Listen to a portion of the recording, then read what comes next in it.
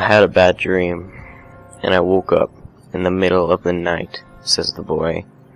I saw that for some reason the window was open, even though I remember it being closed before I went to bed. I got up and shut it once more. Afterwards, I simply crawled under my covers and tried to get back to sleep. That's when I had a strange feeling, like someone was watching me.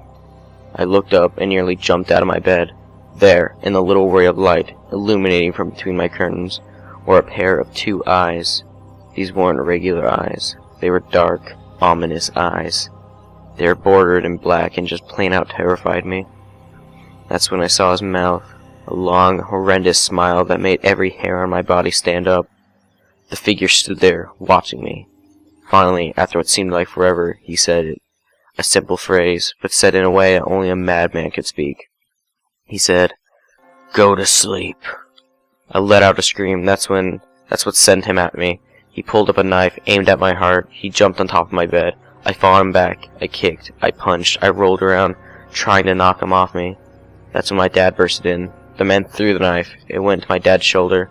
The man probably would have finished him off if one of the neighbors hadn't alerted the police. They drove into the parking lot and ran towards the door. The man turned and ran down the hallway. I heard a smash like glass breaking.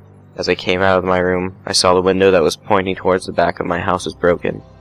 I looked out it to see him vanishing into the distance. I can tell you one thing.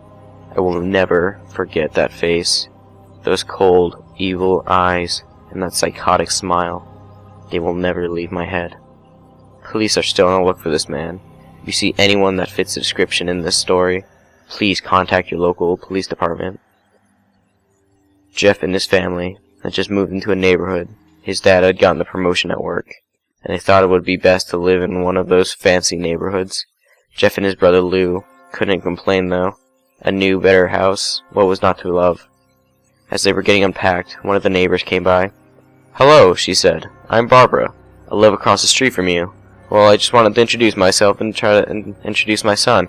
She turns around and calls her son over here. "Billy, these are our new neighbors." Billy said hi and ran back to play in his yard. "Well," said Jeff's mom, "I'm Margaret, and this is my husband Peter, my 2 sons, Jeff and Lou." They each introduced themselves, and then Barbara invited them to their son's birthday party. Jeff and his brother were about to object, but their mother said that they would love to. When Jeff and his family are done packing, Jeff went up to his mom. "Mom, why would you invite us to some kid's party? If you haven't noticed, I'm not some dumb kid." "Jeff," said his mother, "we just moved here. We should show that we want to spend time with our neighbors. Now we're going to the party, and that's final." Jeff started to talk, but stopped himself, knowing that he couldn't do anything. Whenever his mom said something, it was final. He walked up to his room and plopped down on his bed. He sat there looking at his ceiling when suddenly he got a weird feeling. Not so much a pain, but a weird feeling. He dismissed it as just some random feeling. He heard his mother call him down to get his stuff, and he walked down to get it. The next day, Jeff walked downstairs to get breakfast and got ready for school. As he sat there, eating his breakfast, he once again got that feeling. This time it was stronger. It gave him a slight tugging pain, but he once again dismissed it. As he and Lou finished breakfast, they walked down to the bus stop. They sat there waiting for their bus, and then, all of a sudden, some kid on a skateboard jumped over them, only inches above their laps. They both jumped back in surprise. "Hey! What the hell?" The kid landed and turned back to them. He kicked his skateboard up and caught it with his hands. The kid seemed about 12, 1 year younger than Jeff. He was wearing an Aeropostale shirt and ripped blue jeans. "Well, well, well, it looks like we got some new meat," suddenly. 2 other kids appeared. One was super skinny and the other one was huge. "Well, since you're new here, I'd like to introduce ourselves. Over there is Keith." Jeff and Lou looked over to the skinny kid. He had a dopey face that you would expect a sidekick to have. "And he's Troy." Looked over at the fat kid. Talk about a tub of lard. This kid looked like he hadn't exercised since he was crawling. "And I," said the first kid, "I'm Randy. Now for all the kids in this neighborhood, there's a small prize for bus fare. You catch my drift." Lou stood up, ready to punch the lights out of the kid's eyes when one of the friends pulled a knife on him. Tisk, tisk, tisk. "I hope you would be more cooperative, but it seems we must do this the hard way." The kid walked up to Lou and took his wallet out of his pocket. Jeff got the feeling again. Now it was truly strong, a burning sensation.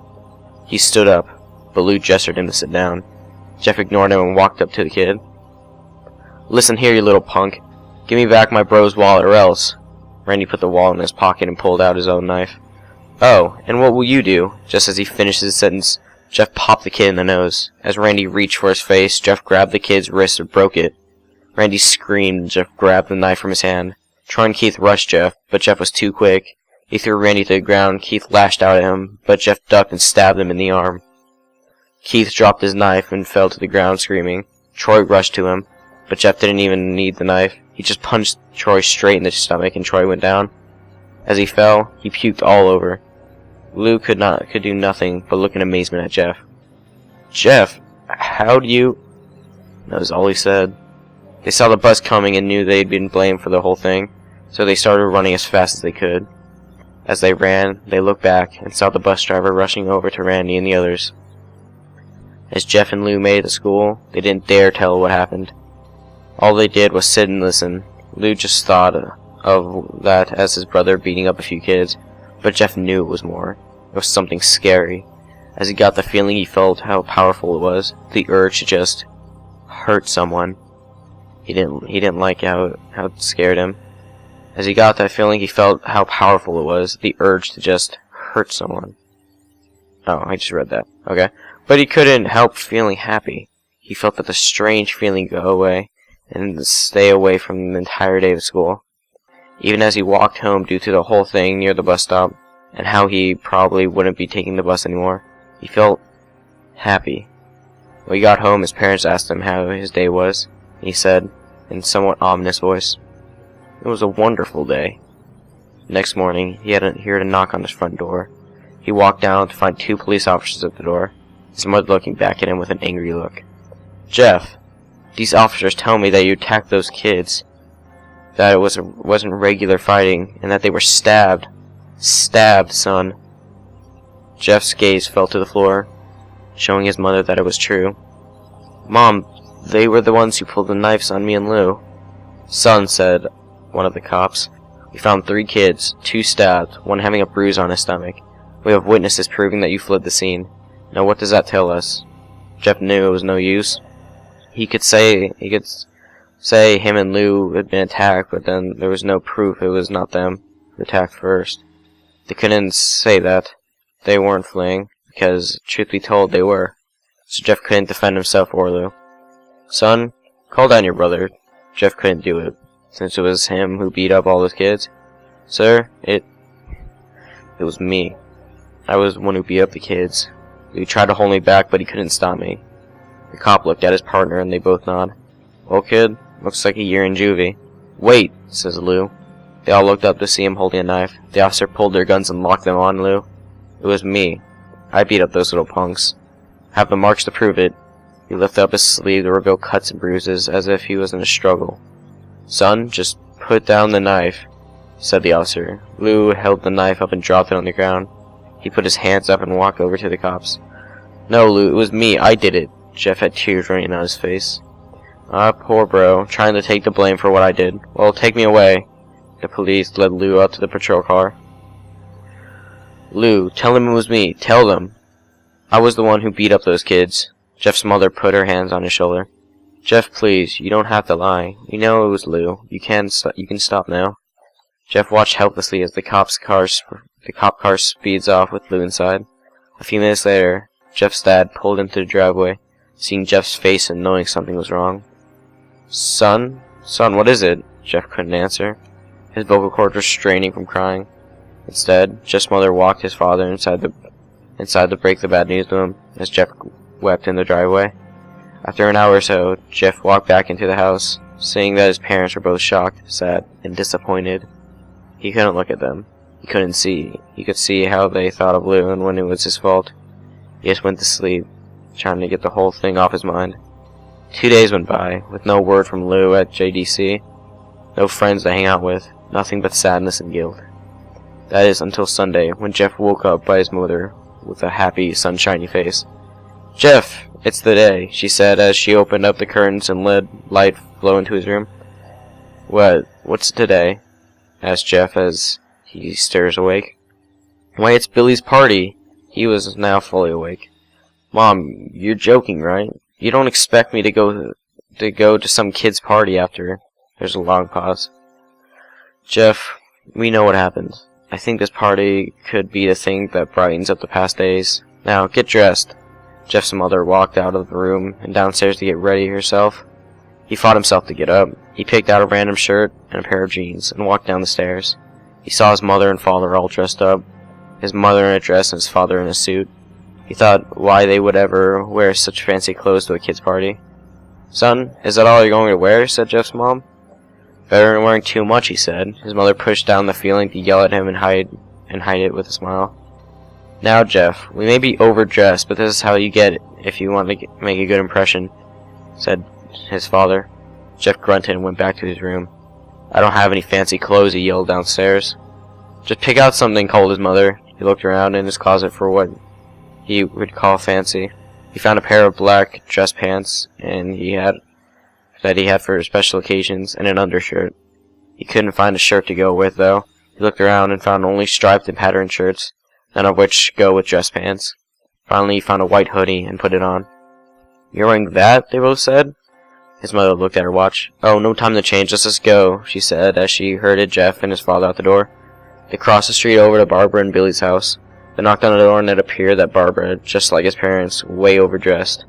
As they walked inside, all Jeff could see were adults, no kids. The kids are out in the yard, Jeff. How about you go and meet some of them, said Barbara. Jeff walked outside to a yard full of kids. They were running around in weird cowboy costumes and shooting each other with plastic guns. He might as well be standing in a Toys R Us. Suddenly a kid came up to him and handed him a toy gun and a hat. Hey, wanna play? He said. No, kid. I'm way too old for this stuff. The kid looked at him with a weird puppy dog face. Please, said the kid. Fine, said Jeff. He put on the hat and started to pretend shoot at their kids. At first he thought it was totally ridiculous, but then he started to actually have fun. It might not have been super cool, but it was the first time he had done something that took his mind off of Lou. So he played with the kids for a while, until he heard a noise, a weird rolling noise. Then it hit him. Randy, Troy, and Keith all jumped over the fence on the skateboards. Jeff dropped the fake guns and ripped off the hat. Randy looked at Jeff with a burning hatred. Hello, Jeff, is it? He said. We have some unfinished business, Jeff saw on his bruised nose. I think we're even. I beat the crap out of you, and you got my brother sent to JDC. Randy got an angry look in his eyes. Oh no, I don't go for even. I go for winning. You may have kicked our asses that one day, but not today. As he said that, Randy rushed at Jeff. They both fell to the ground. Randy punched Jeff in the nose, and Jeff grabbed him by the ears and headbutted him. Jeff pushed Randy off of him, and both rose to their feet. Kids were screaming and parents were running out of the house. Troy and Keith both pulling guns out of their pockets. No one interrupts our guts will fly. No one interrupts us, or guts will fly, they said. Randy pulled out a knife on Jeff and stabbed him in his shoulder. Jeff screamed and fell to his knees. Randy started kicking him in the face. After 3 kicks, Jeff grabbed his foot and twisted it, causing Randy to fall to the ground. Jeff stood up and walked towards the back door. Troy grabbed him. Need some help? He picks up Jeff by the back of his collar, then threw him through the patio door. If Jeff tries to stand, he is kicked down to the ground. Randy repeatedly starts kicking Jeff until he starts to cough up blood. Come on, Jeff, fight me. He picks Jeff up and throws him into the kitchen. Randy sees a bottle of vodka on the counter and smashes a glass over Jeff's head. Fight! He throws Jeff in the living room. Come on, Jeff, look at me. Jeff glances up and face riddled with blood. I was the only one who got your brother sent to JDC, and now you're just gonna sit here and let him rot in there for a whole year? You should be ashamed. Jeff starts to get up. Oh, finally, you stand and fight. Jeff is now to his feet, blood and vodka on his face. Once again, he gets that strange feeling, the one in which he hasn't felt for a while. Finally, he's up, says Randy as he runs at Jeff. That's when it happens. Something inside Jeff snaps. His psyche is destroyed. All rational thinking is gone. All he can do is kill. He grabs Randy and pile drives him to the ground. He gets on top of him and punches him straight in the heart. The punch causes Randy's heart to stop. As Randy grasps for breath, Jeff hammers down on him, punch after punch. Blood gushes from Randy's body until he takes one final breath and dies. Everyone is looking at Jeff now. The parents, the crying kids, even Troy and Keith. Although they easily break from their gaze and point the guns at Jeff. Jeff sees the guns trained on him and runs for the stairs. As he runs, Troy and Keith let out fire on him, each shot missing. Jeff runs up the stairs. He hears Troy and Keith falling up behind. As they let out their final rounds of bullets, Jeff ducks into the bathroom.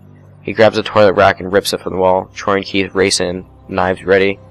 Troy swings the knife at Jeff, who backs away and bangs the tile rack in Troy's face.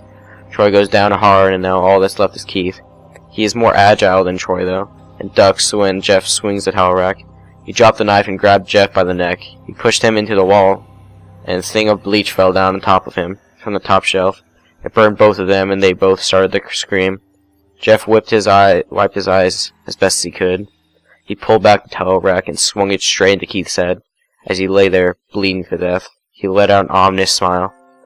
"What's so funny?" asked Jeff. Keith pulled out a lighter and switched on him. "What's funny?" he says. "Is that you are covered in bleach and alcohol." Jeff's eyes widened as Keith threw the lighter at him. As soon as the flame made contact with him, the flames ignited in alcohol and the vodka. While the alcohol burned him and the bleach bleached his skin, Jeff let out a terrible screech as he caught on fire. He tried to roll out of fire, but it was no use. The alcohol had made him a walking inferno. He ran down the hall and fell down the stairs. Everyone started to scream as they saw Jeff. Now a man on fire dropped to the ground, nearly dead. Last thing Jeff saw was his mother and the other parents trying to extinguish the flame. That's when he passed out. When Jeff woke, he had a cast wrapped around his face. He couldn't see anything, but he felt a cast on his shoulder and stitches all over his body. He tried to stand up, but he realized that there was some tube in his arm, and when he tried to get up, it fell out, and a nurse rushed in. "I don't think you can get out of bed just yet," she said, as she pushed him back into his bed and reinserted the tube. Jeff sat there, with no vision, no idea what his surroundings were. Finally, after hours, he heard his mother. "Honey, are you okay?" she asked. Jeff couldn't answer, though. His face was covered, and he was unable to speak. "Oh, honey, I have great news. After all the witnesses told the police that Randy confessed of trying to attack you, they decided to let Lou go." This made Jeff almost bolt out, stopping halfway, remembering a tube comes out of his arm. He'll be out by tomorrow, and then you two will be able to get together again." Jeff's mother hugs Jeff and says her goodbyes. The next couple of weeks were those where Jeff was visited by his family. Then came the day when his bandages were to be removed. His family were all there to see what that would look like. As the doctors unwrapped the bandages from Jeff's face, everyone was on the edge of their seats. They waited until the last bandage holding the cover of his face was almost removed. "Let's hope for the best," said the doctor. He quickly pulls a cloth, letting the rest fall from Jeff's face. Jeff's mother screams at the sight of his face. Lou and Jeff's dad stare, awe struck at his face. What happened? What happened to my face?" Jeff said. He rushed out of the bed and ran to the bathroom. He looked in the mirror and saw the cause of distress. His face. It's horrible. His lips were burnt a deep shade of red. His face was turned into a pure white color. His hair singed from brown to black. He slowly put his hands to his face and had a sort of leathery feel to it now. He looked back at his family, then back at the mirror. "Jeff," said Lou, "it's not that bad." "Not that bad," Jeff said. "It's perfect." His family were equally surprised. Jeff started laughing uncontrollably. His parents noticed that his left eye and hand were twitching. Jeff, are you okay?" "Okay? I've never felt more happy." "Look at me. This face goes perfectly with me." He couldn't stop laughing. He stroked his face, feeling it, looking at it in the mirror. What caused this? Well, you may recall that when Jeff was fighting Randy, something in his mind, his sanity snapped. Now he was left as a crazy killing machine. That and his parents didn't know. "Doctor," said Jeff's mom, "is my son all right? In the head?" "Oh yes, this behavior is typical for patients that have taken very large amounts of painkillers. If this behavior doesn't change in a few weeks, bring him back here, and we'll give him a psychological test." "Oh, thank you, doctor." Jeff's mother went over to Jeff. "Jeff, sweetie, it's time to go." Jeff looks away from the mirror. His face still formed into a crazy smile. "Okay, Mom." His mother took him by the shoulder and took him to get his clothes. "This is what came in," said the lady at the desk. Jeff's mom looked down to see black dress pants and a white hoodie her son wore. Now they were clean of blood and now stitched together. Jeff's mother led him to his room and made him put his clothes on. Then they left, not knowing that this was their final day of life. Later that night, Jeff's mother woke to a sound coming from the bathroom. It sounded as if someone was crying. She slowly walked over to see what it was. When she looked into the bathroom, she saw a horrendous sight. Jeff had a knife and carved a smile into his cheeks. "Jeff, what are you doing?" asked his mother. Jeff looked over to his mother. "I couldn't keep smiling, Mommy. It hurt after a while. Now I can smile forever." Jeff's mother noticed his eyes, ringed in black. "Jeff, your eyes." His eyes were seemingly never closing. "I couldn't see my face. I got tired and my eyes started to close. I burned out the eyelids so I could forever see myself, my new face." Jeff's mother slowly started to back away, seeing what her son was going and saying. "What's wrong, Mommy? Aren't I beautiful?" "Yes, son," she said. You are. Let me get Daddy so he can see your face." She ran into the room, shook Jeff's dad from his sleep. "Honey, get the gun." "Wait," she stopped as she saw Jeff in the doorway holding a knife. "Mommy, you lied." That's the last thing they heard as Jeff rushed them with a knife, gutting both of them. His brother Lou woke up, startled by some noise. He didn't hear anything else, so he just shut his eyes and tried to go back to sleep. As he was on the border of slumber, he got the strangest feeling that something was watching him. He looked up. Before Jeff's hand covered his mouth, he slowly raised a knife ready to plunge into Lou. Lou thrashed here and there, trying to escape Jeff's grip. "Shh," Jeff said. "Just go to sleep."